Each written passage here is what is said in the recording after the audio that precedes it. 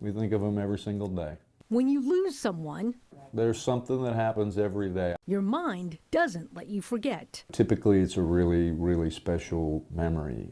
Sean Breen has so many recollections of his little brother Chris, an outdoorsman, people lover, a maverick.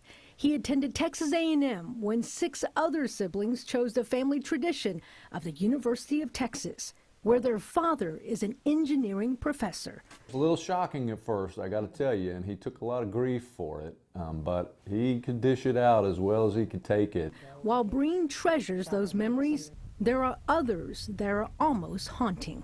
And was there on top of the stack with some fellow brown pots when it collapsed. When we went by the stack on the way to the hospital that they had made into a makeshift morgue, I think the thing that struck me most was the size, the unbelievable size of it, and really just the catastrophic failure. I remember thinking I just didn't understand how something that big could have collapsed in the way that it did.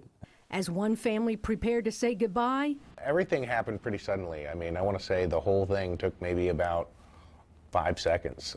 another Aggie fought to live. It basically went down, I was holding on, and it slammed into the ground. I was knocked out for a few seconds. John Comstock was nearly buried alive underneath logs for 7.5 hours. I realized I was completely trapped. I had a log on my head, one across my waist, and of course 2 in between where I had held onto the structure, and the only thing free was my left arm. By the time rescuers got to him, Comstock was near death.